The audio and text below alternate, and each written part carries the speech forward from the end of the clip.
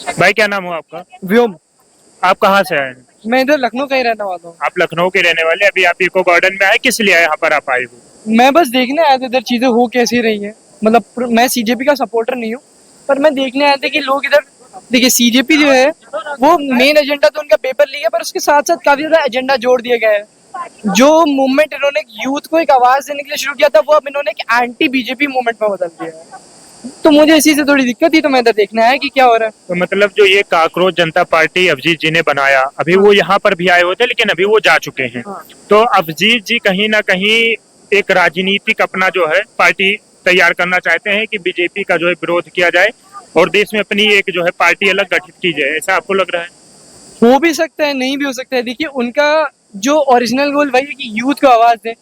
पर मेरा दिक्कत ये नहीं है, आपको एक पॉलिटिकल पार्टी बनाना है, बनाइए। आप सरकार के खिलाफ आवाज उठा रहे हैं, आप उठाइए, क्योंकि ये हमारे राइट्स में है, ये हमारे संविधान में दिया है, सबको इजाजत है।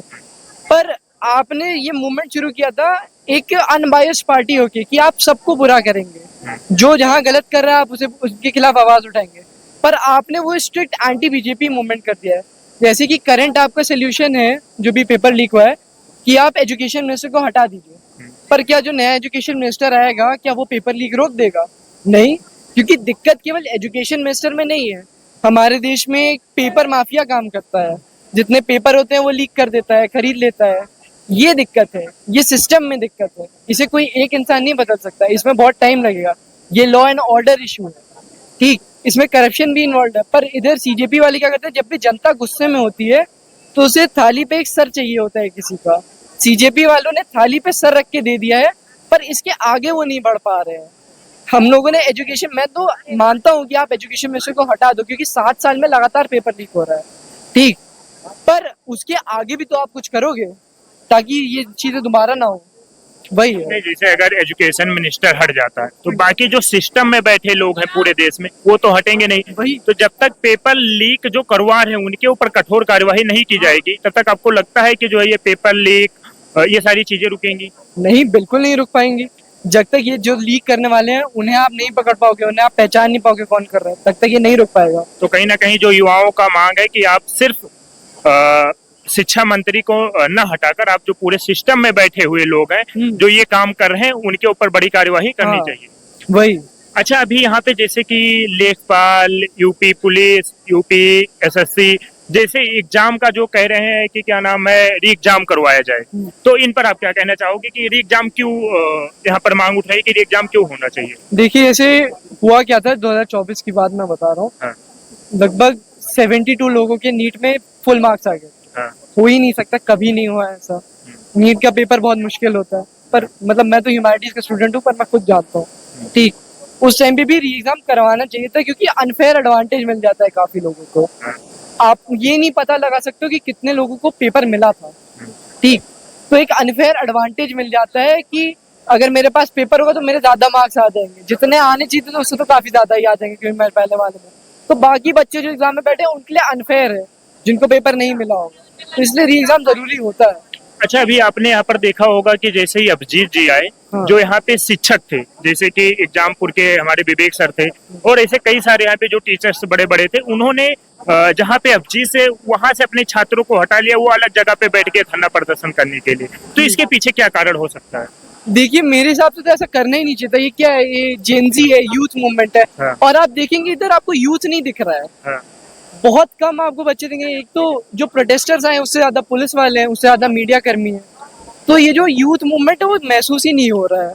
जब अभिजीत आए भी थे इधर, तो उनसे मिलने भी यूथ मतलब बच्चे नहीं गए, कोई कोट ऑन कोट जेंजी वाला भी नहीं गया। उधर भीड़ इकट्ठा हो गई ना, उन्होंने क्राउड से इतना कुछ इंटरेक्ट किया। इधर बैठ के धरना कर रहे थे कुछ लोग, उनसे भी मिलने नहीं गए थे। तो वो मुझे पब्लिसिटी स्टंट लगता है केवल। वो केवल अपने जो है अपना फेम लेने के लिए यहाँ पे हाँ, आए थे और चले भी गए। और चले भी गए। कितनी देर के लिए, 10-15 मिनट के लिए आए होंगे मुश्किल से। तो आपको क्या लगता है कि जो ये यहाँ पे ये धरना प्रदर्शन जो ये भी किया जा रहा है, इसमें जो जेनजी है, जो हमारी युवा है, उनकी आवाज यहाँ से सुनी जाएगी या फिर ये विफल होता आपको दिखाई दे रहा है? देखिए आवाज तो सुनी जाएगी, आप लोग हैं, मीडिया वाले सारे प्रेजेंट हैं, उनकी वजह से आवाज तो सुनी जाएगी। और प्रोटेस्ट इंपॉर्टेंट पार्ट है किसी भी एक गणतंत्र का, डेमोक्रेसी का एक बहुत इंटरनल पार्ट है ये। तो आवाज सुनी जाएगी, गवर्नमेंट पे प्रेशर बनेगा। और गवर्नमेंट को मालूम भी है क्या हो रहा है, दिल्ली में हुआ, अभी पुणे में हुआ, और गवर्नमेंट होने भी दे रही है। जो काफी लोग पहले सवाल उठा रहे थे कि हमारे देश में डेमोक्रेसी खतरे में है, आज शायद उन्हें इससे पता चल गया होगा। पुलिस प्रेजेंट है। पुलिस क्यों प्रेजेंट है? हम लोगों की सुरक्षा के लिए ही है, ताकि मारपीट हो जाए तो हम लोगों को सुरक्षित रख सके, मारपीट ना हो। जो अराजक हाँ। तत्व के लोग हैं वो यहाँ पे कहीं ना कहीं आके माहौल को ना खराब करें। वही, और मैंने पुलिस वालों से भी बात करी, जब मैं आया मैं सबसे पहले पुलिस वालों से बात की। तो उन्होंने क्या कहा? उनका यही था कि हम पुलिस वाले, हमारा काम है इधर लॉ एंड ऑर्डर मेंटेन करना। हम ना बीजेपी की तरफ है ना सीजेपी की तरफ है, तुम कहोगे हम दोनों के खिलाफ कुछ भी कह दें, पर हमारा काम क्या है, हम इधर निष्पक्ष हैं। हमारा काम है इधर केवल आप लोगों की सुरक्षा सुनिश्चित करना और आप लोगों को सुरक्षित रखना है। तो ये ऐसी है पुलिस यहाँ की, और ऐसा ही होना चाहिए। एक प्रॉपर डेमोक्रेसी में यही ऐसे ही काम होता है। अच्छा, क्या लगता है कि अगर सीजेपी धरातल पे उतरती है तो आपको क्या लगता है कि जो आने वाला यूथ है वो 2027 में सीजेपी कांग्रेस जनता पार्टी के साथ जाएगा?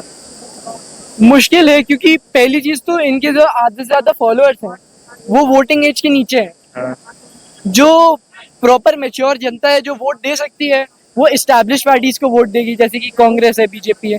सीजेपी की सबसे बड़ी दिक्कत है कोई मतलब जाने माने चेहरे नहीं जुड़े हैं, तो इस वजह से इनको वोट मानने में दिक्कत होगी। दूसरी, इन्होंने शुरू किया था कि ये बाकी पार्टी से थोड़ा हटके हैं, पर अगर आप इनका मैनिफेस्टो देखोगे, मैनिफेस्टो में क्या है कि 33% की जगह औरतों को हम लोग 50% रिजर्वेशन देंगे पार्लियामेंट में। अब आप कैसे बाकी पार्टी से अलग हुए? बाकी भी तो यही कहते हैं कि हम लोग ओबीसी को रिजर्वेशन बढ़ा देंगे, SC/ST को रिजर्वेशन बढ़ा देंगे, तो आप भी तो यही वोट पॉलिटिक्स खेल रहे हो रिजर्वेशन के नाम पे। आप कुछ अलग करो थोड़ा।